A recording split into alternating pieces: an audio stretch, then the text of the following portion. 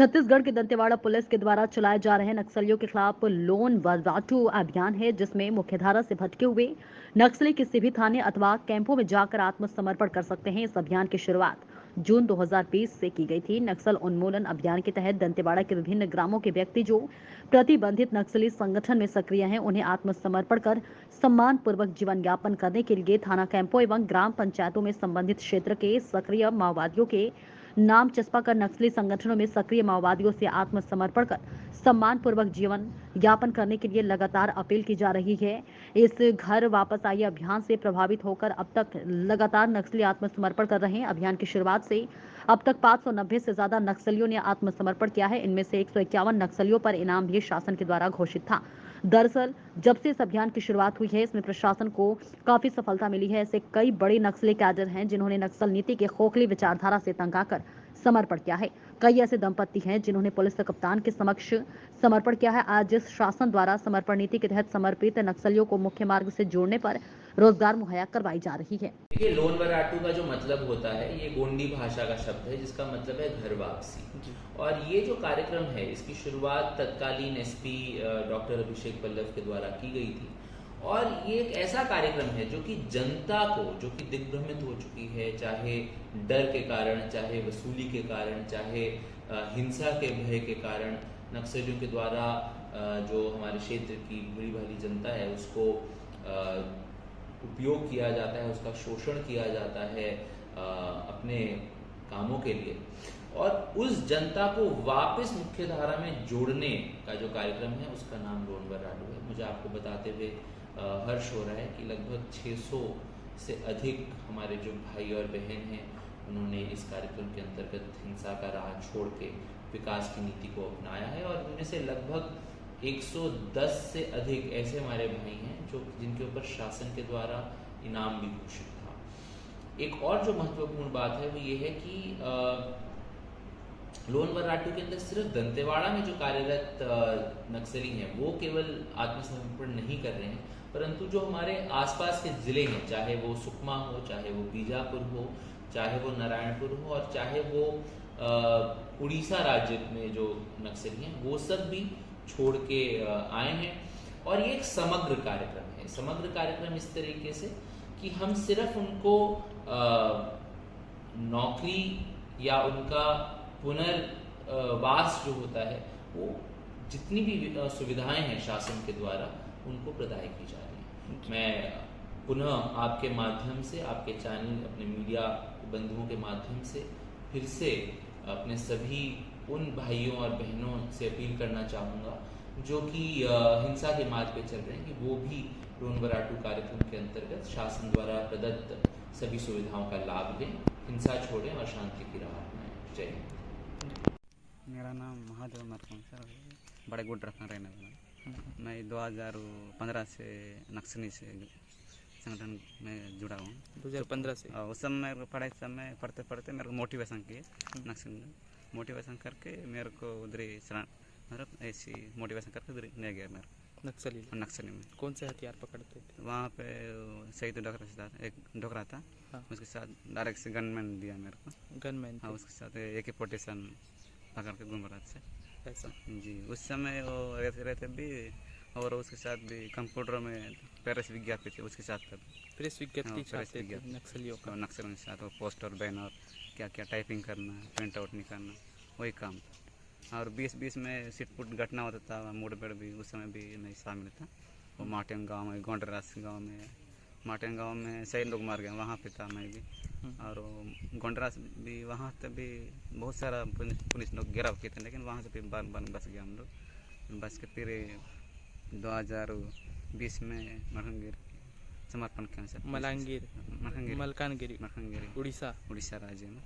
फिर वहाँ पे सरेंडर करके फिर यहाँ का दंतेवाड़ा का एसपी सर बोल के इधर ही फिर DRG में आओ। फिर यहाँ पे अब सरेंडर करने के बाद आपको कैसा लग रहा है? अभी तो यहाँ ठीक है सर, अभी नौकरी मिल गई पुलिस का। अभी क्या काम करते हो पुलिस? DRG में सर। DRG में? हाँ, DRG में। अब DRG में रह कर अभी मैं ज़िंदगी जीने के लिए अभी यहाँ नौकरी करते करते नक्सलवाद को मुक्ति करने के लिए हम यहाँ हथियार के साथ लड़े सर। मेरा नाम दुर्गेश उर्फ सुनील सॉरी, हाँ। मैं गंगालूर क्षेत्र का हूँ और इरमगुंडा निवासी का हूँ। मैं 2007 वही लास्ट महीना में मैं दला में भर्ती हुआ था। फिर 1 महीना रहने के बाद 2008 में मैं घायल हुआ था तर्क घटना में।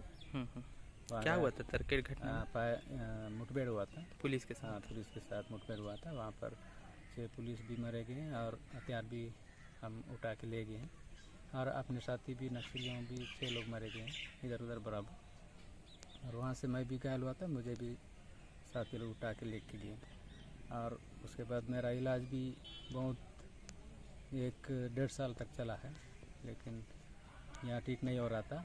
बाहर चला गया था, मतलब वही हैदराबाद मुद्र चला उधर जाके मैं इलाज करवाया, फिर भी ठीक नहीं हो रहा था। फिर यहीं पर दला में ही ठीक किए। वहाँ ठीक किए। उसके बाद थोड़ा चलने का दिक्कत हो रहा था, तो वहाँ क्या बोलना चाहिए, अपना प्रिया एरिया में गुंडादुरी आश्रम बोल के एक स्कूल नक्सलियों की तरफ से डाले थे। ऐसी अक्सर ज्ञान सिखाते थे बच्चों को। वहाँ पर आश्रम में था, वहाँ पर 50, 60, 70 बच्चे पढ़ाता था। मैं उन बच्चों को पढ़ाता था। अच्छा, शिक्षक भी थे आप नक्सली उसमें? तो कौन बच्चे को पढ़ाते थे? जैसे कि अनाथ बच्चों को। अच्छा, गांव के? हाँ, गांव के, किसी भी गांव के अनाथ बच्चों को, जैसे कि बहुत गरीबी और अनाथ बच्चे ऐसे लोगों को जमा करके वही नक्सलियों ने जिम्मेदार लेके वहाँ मेरे को चौम देते थे। खाना पीना सब कुछ उन्हीं लोग देते थे। अच्छा, गांव वाले देते थे आपको? नहीं, दलम वाले, नक्सली दलम बच्चे को पढ़ाने के लिए।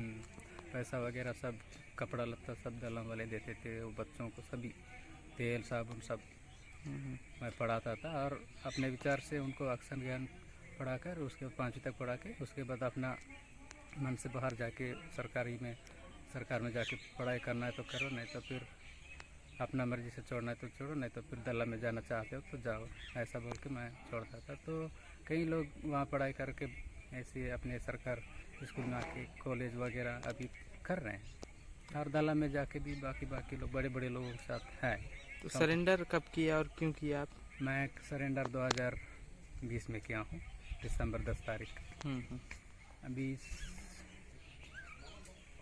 हाँ। हाँ, तो अब सरेंडर के बाद कैसा लग रहा है आपको? अभी मेरा सरेंडर के बाद मुझे भी अच्छा लग रहा है। जैसे कि अभी 2022 में तो क्या नाम?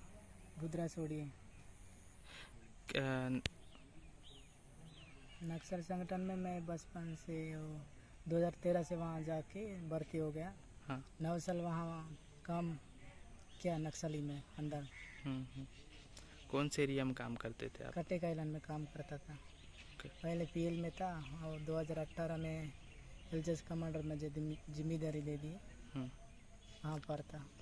कौन से हथियार पकड़ते थे? एसएलआर पकड़ते। एसएलआर? जी।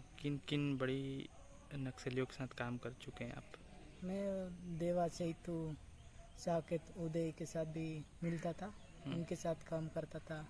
उदय और साकेत को एओबी से आते समय हम लोग इधर दक्षिण में पहुंचा देते। अच्छा, कौन से हथियार पकड़ते थे? मैं वो एसएलआर पकड़ता था। अच्छा, फिर सरेंडर कब किया आप? 2021 अगस्त 26 तारीख को किया हूँ। अच्छा, और कोई बड़े घटना में शामिल थे, मुठभेड़ वगैरह में? वही महिलावाड़ा में और मदाड़ी में शामिल था। क्या हुआ था महिलावाड़ा मदाड़ी में? वहाँ पर आईडी लगाए थे, 4 पुलिस वहाँ सिविल में तो मर गए। अच्छा, आईडी ब्लास्ट किए थे? हाँ आईडी। ठीक। मेरा नाम संजू माड़वी। मैं नक्सली में 10 साल काम किए थे। कौन सा हथियार पकड़ते थे आप? मैं पहले आते समय वहाँ नक्सली में जाते समय इंचास 73 पकड़ा था। उसके बाद सेक्शन कमांडर होने के बाद इंचास LMG पकड़ा था जी। और सरेंडर कब किए आप? मैं 2021 दिसंबर 5 तारीख में सरेंडर किए थे। लोन वारोटू नाम से सुने हैं। उसके बाद से ठीक है मैं वहाँ जाऊँगा। उसके बाद हमारा परिवार को थोड़ा वहाँ जाके अच्छा जीवन जीने के लिए सोच के मैं सरेंडर करने के लिए आया। कितने मुठभेड़ों में शामिल थे आप? मैं बुरकापाल घटना में शामिल थे और विनपा खान और 22 जवान मर गए यहाँ टेकलगुड़ा खान में, उसी में भी शामिल थे बड़े बड़े घटना में। सरेंडर के बाद अब कैसा महसूस करते हैं आप?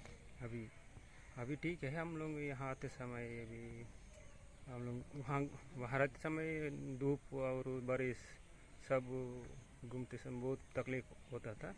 अभी ठीक है, हम लोग यहाँ आते समय परिवार को पूरा मिलने का मौका मिल रहा है अभी।